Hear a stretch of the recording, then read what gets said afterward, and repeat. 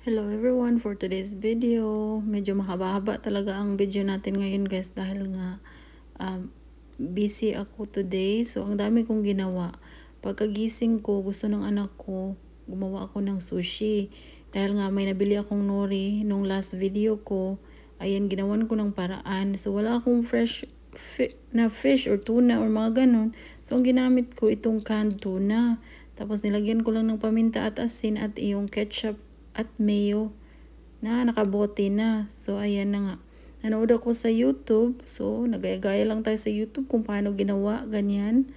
Tapos iba lang yung ginamit kong ingredients, pero yung yung pinaka basic na paggawa ng sushi ay yun lang ang pina-follow ko dahil hindi pa tayo sobrang marunong dito. So first time din natin gawin ito ng mga ganitong bagay, di ba? So, tinatry ko lang guys para naman maging masaya ang anak ko. So, ito palang ginawa ko guys, hindi na kailangan talagang lagyan ng sauce. So, itry nyo guys kung may pagkakataon kayo sa bahay. Kung nagduda kayo na hindi masarap itong ginawa kong sushi, itry nyo. Diba sinabi ko sa inyo na nagbabawas ako ng rice, pero sa ginawa kong sushi, tumikim talaga ako. Ang sarap. Walang biro. Pero yung oil na ginamit ko na pinahid-pahid ko sa huli, olive oil lang yun dahil wala nga akong sesame oil.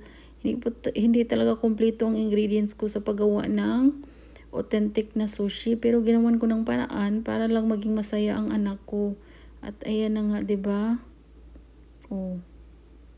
Nagmukha naman siyang sushi at masarap po siya. Hindi lang siya gaanong kaganda tingnan, pero masarap siya. At pagkatapos kong ihatid yung anak ko sa school ay agad-agad naman akong pumunta doon sa kaibigan ko dahil may usapan pa kami na magkikita kami today doon sa bahay nila dahil gumawa po siya ng suman. So ini-invite niya ako na kunin ko yung suman. Kahit nga hindi pa tayo nakaligo ay diretso na tayong magmarites. So pagdating ko sa bahay nila guys, binibidyohan ko ang kanilang paligid para makita nyo naman na isa siyang certified plantita. Ang dami po niyang mga bulaklak, yung landscape niya, siya lang din po ang nag-design. So very creative talaga itong kaibigan ko na si Ate Mercy. Tapos ang dami po niyang prutas. Tingnan nyo naman. Ayan, nagpunta kami sa likod. Meron siyang pomegranate, may mais. Tingnan nyo naman, sa amin ang tawag dito ay granada or garnada or parang ganun. Kasi kahawig po siya ng grenade, diba? So, ganun. O, kayo na bahala anong pangalan dyan. Tapos, pinipet ko naman itong aso. Napaka-cute. Tapos, ayan, nagmerienda kami. Mayroon naman siyang ginawang suman at nagkape din ako. Nanood kami ng TFC habang marites. Joke lang guys. Ang pinag-usapan namin ay yung mga pagtatanim, yung mga teknik niya, paano niya tinanim, ganun-ganun. Kasi mahilig din ako sa mga tanim. So, ayan, nanghihingi din ako ng mga cuttings ng kanyang bulaklak. Tapos, inalok niya akong magdala ng kamatis. O di, hindi ko na tinanggihan. Libre naman, di ba? At, ayan na, yung mais niya. May nakita ko dun sa mais. So, nag-search ako. Ano pala yan? Mushroom. So, nakakain pala yan.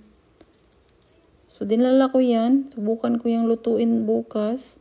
At ito namang kamatis niya. Ang dami-dami. Tapos, meron din siyang mga figs.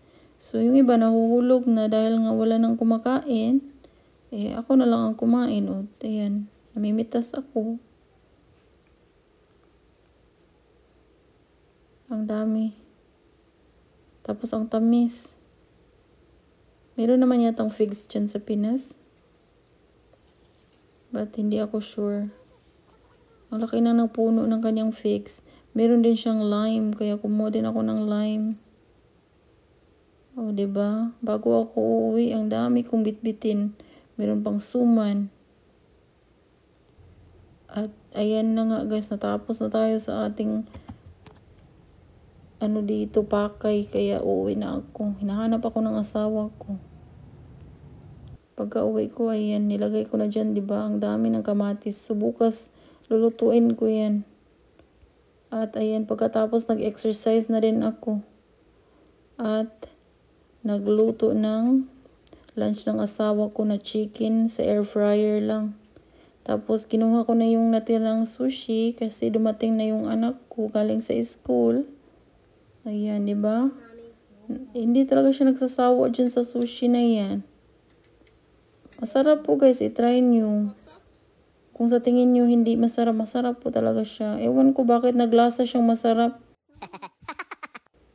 At pagkatapos niyang kumain, ayan, iniwan ko rin siya sa tatay niya at bumalik naman ako sa chiropractor. Dahil nga matanda na tayo, so ang sakit ng likod ko guys.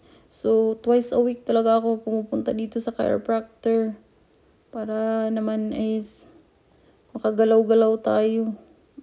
At pag uwi ko naman galing sa doctor, ay ayan, bumalik ako doon sa kay Ate Mercy at dinala ko yung anak ko. Dahil nga akala niya nandun yung apo ni Ate Mercy para maglaro sila. Pero wala doon yung apo niya dahil nga may game. Pagka uwi din namin ay, ayan na, dumaan na lang kami sa McDonald's para hindi na lang ako magluto. Thank you guys for watching. Have a good day.